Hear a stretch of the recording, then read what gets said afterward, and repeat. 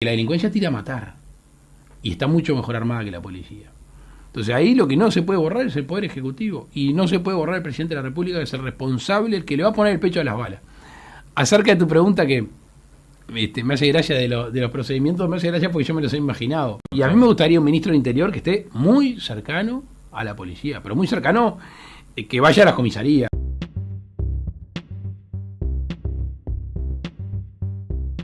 Bienvenidos a Seguro de Paro, el podcast de análisis político de la República Oriental del Uruguay. ¿Cómo andás, Agustín Zavala? ¿Cómo andas, Pintado? Todo muy bien. Una alegría muy importante estar nuevamente viéndote la cara. Perfecto, desde aquí, desde Capurro, como siempre, y volvemos a nuestro formato habitual, después de haber tenido a Pablo Méndez como invitado. Hoy somos dos en esto de analizar en esto una nueva arista importante del gobierno de Luis Lacalle Pou. Exacto, un gobierno que empezó, como todos sabemos, en marzo, con una impronta, un gobierno que llega a ser gobierno o mejor dicho, una oposición que llega a ser gobierno después de tener como un caballito de batalla que es la seguridad y todo lo que tiene que ver con ella. A partir del 1 de marzo empieza un gobierno que se podría llamar un gobierno policial de alguna forma, porque desde la cúpula del gobierno, desde el propio Lacalle Pou, hasta pasando por el ministro Larrañaga, se posicionan desde los primeros policías. El presidente Lacalle Pou siempre dice que él es el primer policía. De hecho, y creo que ya vamos a repasar un poco más cómo se llegó, se fue construyendo ese discurso tan basado en la seguridad, pero que Lacalle Pou mismo incluso apenas ganó las elecciones o incluso antes, pero él ya anunciaba que el 2 de marzo, o sea, el segundo día, su primer día de trabajo en realidad, lo primero que iba a hacer a las 9 de la mañana, lo decía así, era convocar a los jefes policiales, los 19 jefes policiales en la Torre Ejecutiva, y que efectivamente lo hizo. Dando así o respondiendo un poco a esa preocupación que le había sido muy redituable electoralmente, que tenía la seguridad o a la inseguridad como el principal tema de nerviosismo, de preocupación de los uruguayos. Marcando la cancha desde el primer momento, desde los meses antes de asumir, Larrañaga y Lacalle Pou marcaban esa posición y fue lo que terminó sucediendo. El 2 de marzo se juntan todos los jefes de policía en la Torre Ejecutiva y hay una conferencia de prensa donde Larrañaga hace un ensayo de reinstauración del orden, de la seguridad, de dejar, cito textualmente, de que la plaza deje de ser el lugar del brazo gordo y de las bandas de delincuencia.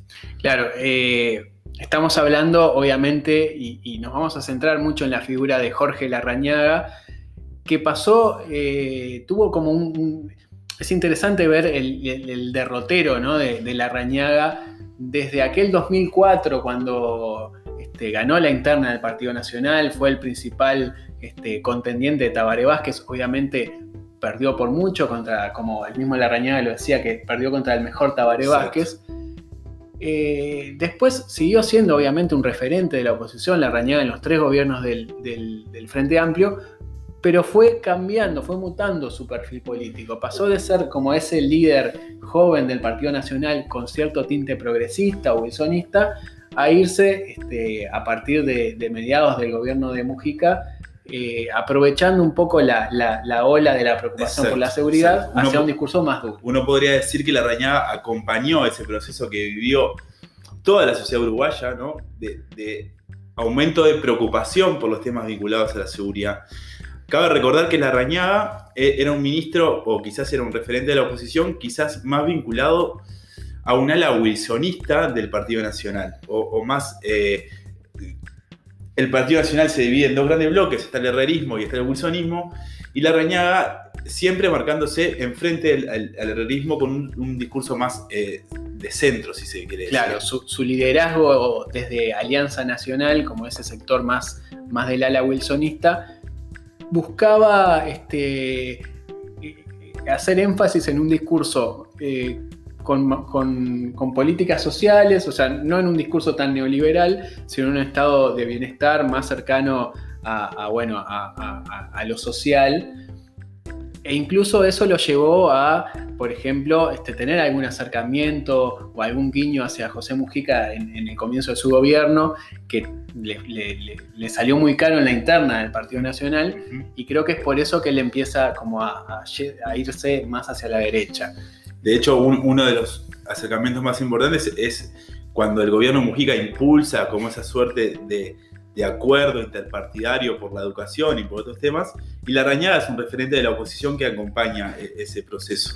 Claro, incluso Larrañaga se embanderaba mucho con el tema de la educación antes que el tema de la seguridad. Ese mismo acuerdo por la educación, él un año después, ya eso fue en 2011, en el 2012, Larrañaga ya encabeza una interpelación al ministro Ricardo Ehrlich, ministro de Educación. Entonces ministro de Educación, donde, bueno, él denuncia políticamente, digamos, en el Parlamento, que el gobierno del Frente Amplio no había cumplido ese acuerdo educativo, y bueno, ya empieza a marcar, obviamente, ya estábamos en 2012, mediados del gobierno de Mujica, y ya se veía... La campaña electoral ya estaba empezándose a vivir con intensidad. Un año 2012 que además fue muy intenso en noticias policiales, ¿no? Tuvimos desde aquel asesinato del planchero de La Pasiva, después el tema de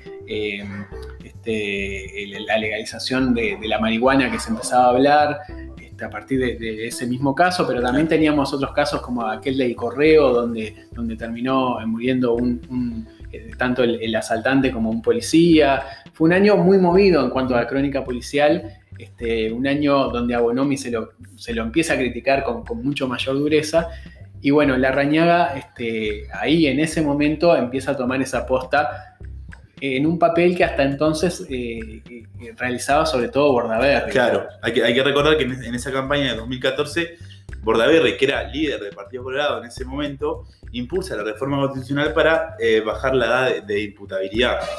En ese momento, Larrañaga se para enfrente a Bordaberry y le critica que la reforma no iba a atacar las bases del problema. Decía también que se iba a correr la franja delictiva, que iban a empezar a delinquir en edades más tempranas, pero se marcaba todavía enfrente como la posición más dura del pedido de mano dura. Claro, en contraposición a esa resistencia a apoyar la reforma que impulsaba Pedro Bordaberry y algunos sectores del herrerismo, algunos dirigentes del herrerismo, mejor dicho, Larrañaga igual, cuando comienza la campaña electoral para 2014, Larrañaga pone sobre la mesa un discurso de mano dura, no solo de mano dura policial, sino también de contrario a aquel tema de la marihuana como un tema de seguridad, digamos, y bueno, Larrañaga pone ya sobre la mesa, y creo que es la antesala del perfil que va a tomar decididamente entre 2015 y 2020. Uno podría recordar las campañas publicitarias de esa campaña de 2014 con Larrañaga utilizando spots publicitarios con la frase explícita de la mano dura y de mano dura con la delincuencia. Larrañaga ahí ya empezó a marcar otro perfil, un perfil más duro que se iba a terminar coronando en la campaña del 2019, cuando él mismo impulsa la reforma constitucional que denominó Vivir sin Miedo. Y se da la particularidad de cómo hay casi que un cambio de roles con Lacalle Pou en 2014, cuando aquel Lacalle Pou, que era por primera vez candidato a presidente, se mostraba con el discurso de por la positiva, un discurso más blando, más moderno que aquella oposición dura y más tradicional que hacía Larrañaga. Después se intercambian esos roles y bueno, Larrañaga queda siendo el defensor de la mano dura durante esos 5 años en el Parlamento, desde el Senado, entre 2015 y 2020. Cabe preguntarse si ese cambio de posición de Larrañaga se debe al cambio de liderazgo que hay dentro del Partido Nacional. Larrañaga pierde 2 elecciones en el 2004, en el 2009. En el 2009 pierde a Lacalle Herrera, en el 2014. Y Lacalle Pou se posiciona como líder interno del Partido Nacional. Cabe preguntarse si ese cambio de liderazgo es el que lleva a Larrañaga a posicionarse más a la derecha, digamos. Creo que, bueno, Larrañaga veía que si quería disputarle, obviamente, a Lacalle Pou el liderazgo efectivamente en las elecciones de 2019, tenía que buscar un discurso cada vez más duro.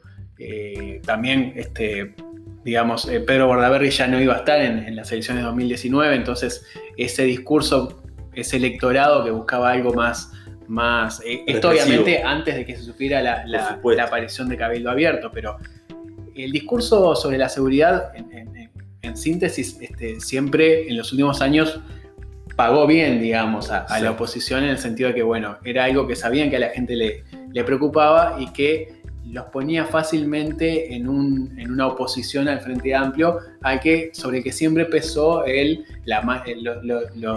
las alusiones a la mano blanda o la inefectividad en las políticas de seguridad. Y bueno, esa crítica constante a Bonomi, esa reiteración del renunciado a Bonomi que se dio casi que en los últimos 10 años. Sí, no tengo el dato de cuántas interpelaciones llevó Bonomi en ese momento, pero y de cuántas de esas interpelaciones las llevó a cabo Larrañaga. Larrañaga llega al Ministerio del Interior con un debilitamiento de su imagen. Hay que recordar que queda tercero en la interna del Partido Nacional con la aparición de Juan Sartori y logra llegar al Ministerio del Interior con una imagen bastante debilitada, bastante débil. Creo que fue un tanto, por lo menos a mí en lo personal, me resultó un tanto sorpresivo. Primero porque, por más que Larrañaga viniera defendiendo ese discurso centrado en los problemas de seguridad, uno no podría decir que Larrañaga era un especialista en el tema de seguridad. Obviamente un senador, un candidato a presidente es una especie no es especialista en nada y a la vez incluso está muy asesorado, ¿no? Son políticos que están asesorados. Claro, pero aún así uno presuponía que Lacalle Pou tenía hombres más preparados, hombres o mujeres, por supuesto, más preparados para esa tarea, como podía ser Álvaro Garcés. En algún momento Lacalle Pou manejó a Carlos Moreira para ese cargo. Exacto. Pero bueno, aparece Larrañaga y bueno, queda como es la manera también de Larrañaga de encolumnarse en una figura importante del gobierno cuando, bueno, su caudal político venía en franco descenso, ¿no? Aquí hay que respetar a la policía. No estamos tratando de reprimir. ¿Alguien puede creer que un efectivo policial tiene el interés, el deseo de reprimir?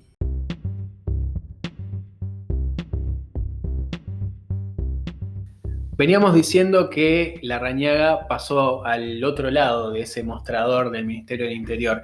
Y es interesante hacer algunas comparaciones entre lo que han sido estos meses de gestión de Larrañaga al frente del Ministerio con lo que fue la gestión de Bonomi. Sobre todo porque uno ve, y pocas veces creo que se puede ver tan claramente, cómo lo que uno critica cuando es oposición después defiende cuando es gobierno. Exacto. Tienen similitudes importantes las gestiones, por lo menos a nuestro entender, las gestiones de Bonomi y Larrañaga en algunos puntos fundamentales.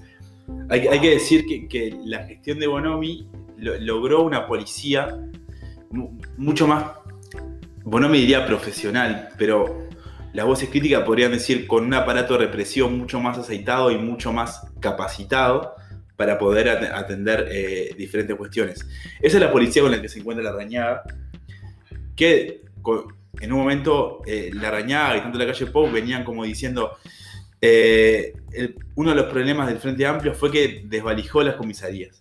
Bueno, sí, eso creo que sí es como una diferencia de más que de encare, de concepción, de estrategia. Claro, el discurso de Lacalle Pou y que retoma Larrañaga es, bueno, en las comisarías no había gente, ¿no? Incluso llegó a circular una vez un video en redes de una persona que iba a una comisaría y no encontraba a nadie que lo atendiera.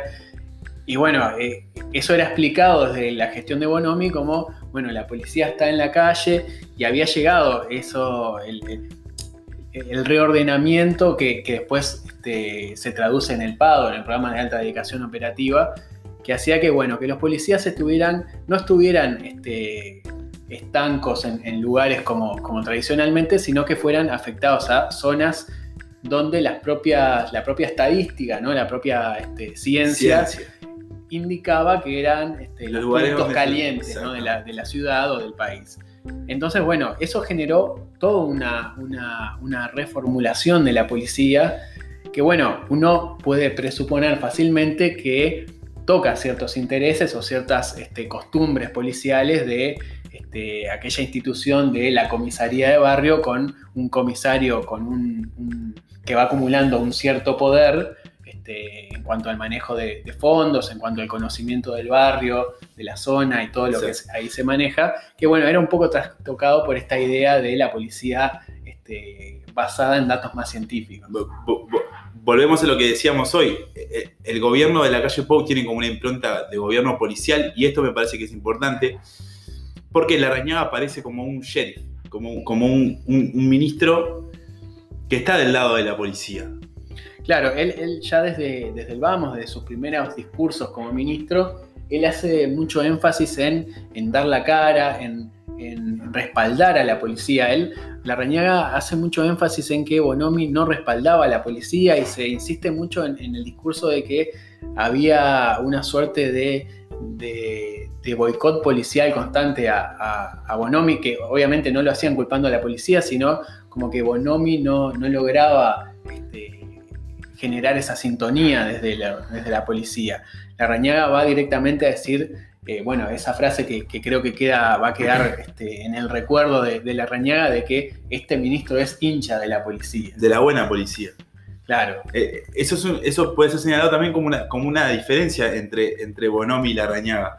Uno podría pensar, quizás no por el propio Bonomi, pero uno podría llegar a pensar que ante los casos de abuso policial que se dieron en las gestiones de Bonomi, el discurso tanto del Frente Amplio como del Ministerio del Interior era como de por lo menos poner en duda la actuación policial. Claro, el Bonomi tenía esa cosa por la propia impronta ideológica que le permitía al Frente Amplio esos posicionamientos. Obviamente Bonomi no podía salir a hacer ese discurso tan defensor de la policía. Entonces, bueno, siempre se dejaba ante un caso de abuso policial, como hubo, recordamos un joven que fue asesinado en el barrio Santa Catalina, después de un operativo que nunca quedó claro. Bonomi, bueno, ante cada estos casos, lo mismo que pasó en el Codicen, con aquella represión, Bonomi decía, bueno, se está investigando, se va a investigar, y siempre Bonomi, fiel a su estilo, ponía sospechas sobre todo el que tenía alrededor, ¿no? Diferente a lo que hace Larrañaga, que desde el vamos, ante cualquier episodio, se pone del lado de la policía. Podríamos recordar el caso de la picana eléctrica, el caso del policía que le termina disparando a un hombre que está con un machete en la avenida Belloni, los últimos episodios en la Plaza Serengni. Larrañaga repite siempre la estrategia de ponerse siempre del lado del policía. Es un discurso que va en consonancia con algunas acciones, ¿no? De las primeras acciones que tomó este gobierno, y creo que era uno de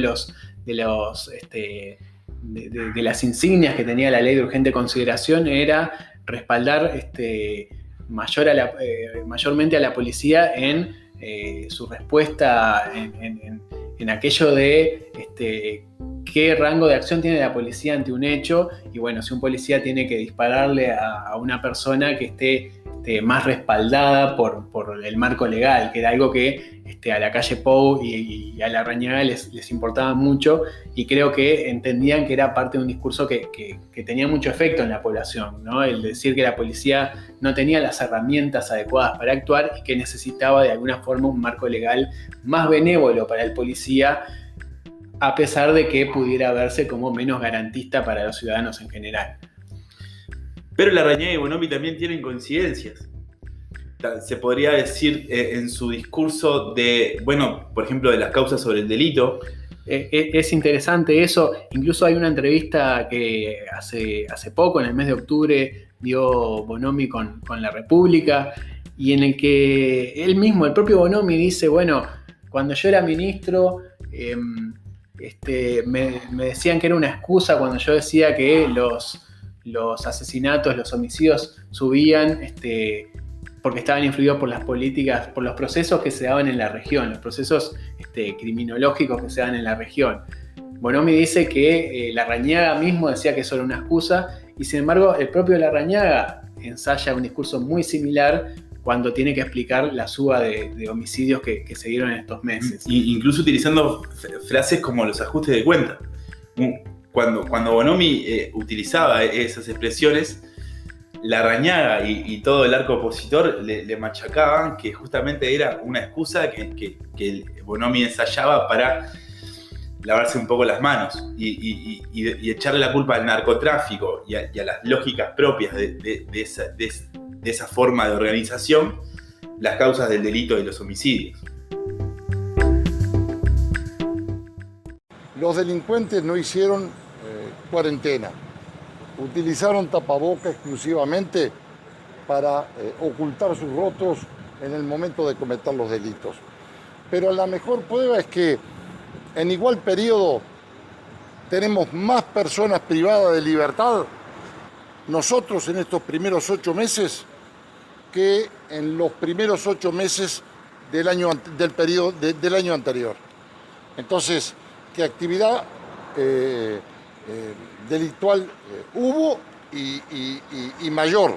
Así que prueba está los acontecimientos que generó la policía y las actuaciones fiscales.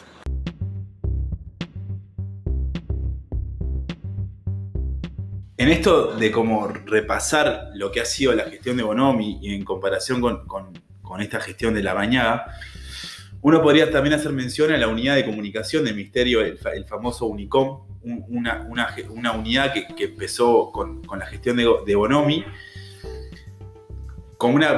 donde se producía contenido audiovisual de los operativos policiales y de las cámaras de seguridad de la ciudad. Claro, es interesante recordar un poco o entender cómo ambas gestiones utilizan, o mejor dicho, la gestión de Larrañaga aprovecha un trabajo hecho por la de Bonomi en el sentido de reforzar mucho la comunicación institucional, pero con un estilo totalmente diferente a las comunicaciones institucionales de los otros ministerios, ¿no? El Ministerio de Interior, durante la gestión de Bonomi, se preocupó mucho en, como decía Agustín, generar contenidos propios que después podía transmitir, divulgar a los medios. Y creo que fue aquello de esa Unicom de la gestión de Bonomi tenía mucho que ver con ese discurso del Frente Amplio de, bueno, los medios de comunicación le manejan la agenda de seguridad del gobierno y lo entendían como una forma de jugar en esa cancha. Entonces, la unidad de comunicación armaba videos cuando se empezaron a colocar las cámaras de videovigilancia, le mandaba a los medios y los publicaba en las redes las imágenes de cómo se detenían a los delincuentes. Se llenaba, digamos, esa programación, entre comillas, de Unicom con, bueno, una especie de noticieros propios donde se presentaban casos policiales. O sea, una cosa casi que buscaba emular el discurso o los formatos de los canales de televisión, sobre todo. De hecho, también fue una buena fuente de información o una fuente de información para los medios de comunicación. Todo ese contenido que la unidad generaba, que hay que decir que la unidad no nació en la gestión de Bonomi, sino que viene de la gestión de Daisy Tourné. Es algo que empieza con la gestión del Frente Amplio, al frente de los gobiernos. Pero le da un impulso mayor. Un impulso mucho mayor. Y creo que es clara esa lógica de presentar formatos similares a los de los canales de televisión privados, que eran los que desde la gestión del Frente Amplio se pensaba que manejaban un poco la agenda policial y terminaban teniendo un efecto político importante en la población. Incluso hay más sobre el final de la gestión de Bonomi, como piezas audiovisuales mucho más elaboradas, ¿no? Recuerdo un video que buscaba reclutar personas para la Guardia Republicana. Claro.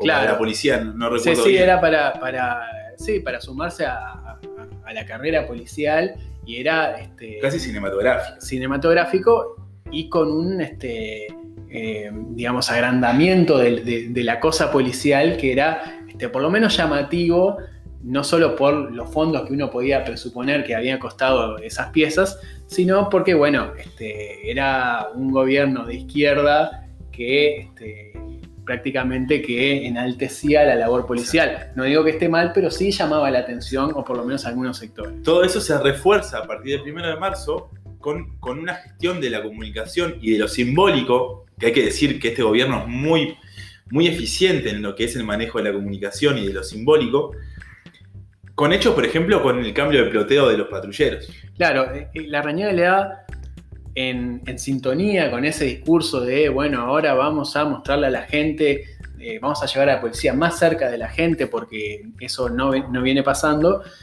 Busca un montón de efectos de imagen muy claros. Uno es ese, como decías, de cambiar el ploteo de la imagen de la policía, de los patrulleros.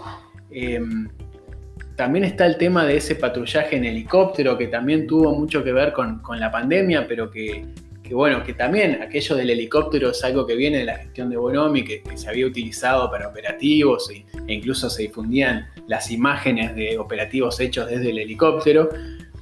Larrañaga hace de eso casi que un ícono, ¿no? Con fotografías de Larrañaga sobre el helicóptero, que obviamente tuvieron gran potencial de meme después. Pero bueno, también se reiteró esa proliferación de contenidos audiovisuales. Esa generación de contenidos que también utilizaron las cámaras de videovigilancia. Y una difusión del mensaje mucho más abarcativa y intensa. Si recordás, en esas primeras semanas de gobierno, esos primeros 10 días de gobierno de la calle Pou antes de que explotara la pandemia, se dieron varias polémicas sobre operativos policiales, sobre todo que tenían como víctimas o como centro personas en situación de calle. Exacto. Y uno veía que esos operativos estaban permanentemente filmados por los propios policías. Que queda un poco lejos, pero hay que recordar el episodio donde se muestra, hay una imagen bastante icónica, donde el policía está con un arma larga apuntándole a creo que era un malabarista en las piedras o no me acuerdo si en el lugar. Pero también eso que decías, la policía empieza a utilizar como los medios audiovisuales para demostrar qué es lo que termina pasando ahora con el episodio de la Plaza Seregni. La policía divulga un video que supuestamente echa por tierra todas las acusaciones que se le había hecho del uso desmedido de la fuerza. Es incluso algo, y en esto de buscar coincidencias interesantes entre Larrañaga y Bonomi, algo que había hecho la gestión de Bonomi muy fuertemente cuando fueron los incidentes en el Codicen, en aquella ocupación del Codicen que se dio, si no me equivoco, en 2015. Que después dio lugar a la discusión presupuestaria del 2015.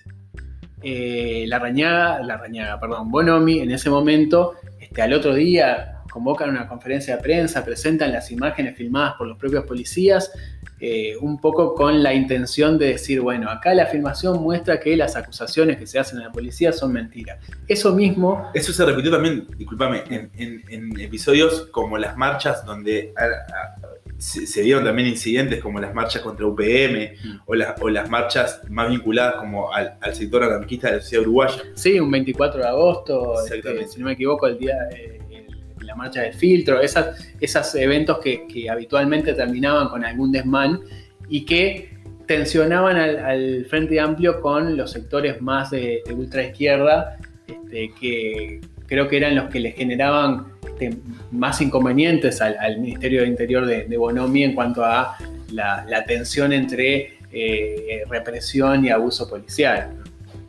Creo que es interesante ver cómo tanto Bonomi como Larrañaga parecieron entender y coincidir en que en la comunicación, en los medios y en las redes sociales se jugaba o se juega una gran parte de el éxito o el fracaso de una gestión de un Ministerio de Interior, por lo menos en el Uruguay de hoy. No alcanza solo con las cifras de delitos, sino con aquello que en su momento Daisy Tourné había puesto sobre la mesa y como tantas cosas que le pasaron a Tourné le terminaron casi que jugando en contra, con aquello de la sensación térmica. O sea, no importa solo la realidad, sino la sensación térmica y que... Hay que hacer y parecer. Claro, que la gente vea que por lo menos en temas de seguridad es muy importante que la gente vea que la policía está haciendo cosas.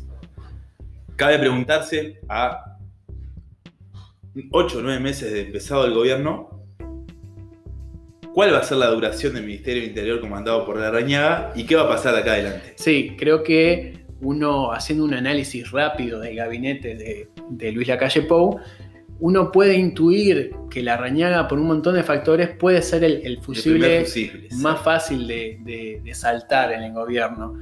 No solo porque el Ministerio del Interior es de por sí un ministerio muy inestable, muy sensible y muy propicio a las críticas, sino porque el propio Larrañaga no es, uno sabe, digamos, que no es ni una persona del riñón más cercano a Lacalle Pou, digamos, por más que, bueno, obviamente hay un conocimiento muy, muy amplio y no deja de ser un integrante importante del Partido Nacional. No es de los ministros más cercanos al presidente. No es de los más cercanos, pero además no tiene, como otros ministros, como los de Cabildo Abierto, los del Partido Colorado, o el propio Mieres del Partido Independiente, Larrañaga no es una pieza clave de la coalición, digamos. Sacar a Larrañaga no significa golpear a la coalición, porque en definitiva solamente se está golpeando internamente a un sector del Partido Nacional que muy debilitado. Viene muy debilitado. Así llegamos al final de este 5º capítulo de Seguro de Paro. Estamos muy agradecidos, muy contentos de haber llegado hasta acá. No olviden que pueden escucharnos en Spotify y también en YouTube, pueden suscribirse, pueden comentarle a sus amigos, a sus familiares. Por supuesto. Y bueno, desde ya que habría más que hablar de esta cuestión, pero creo que... El tiempo, como la televisión, es tirano también en los podcasts. Por supuesto, de ya muchísimas gracias. Muchas gracias y buenas noches.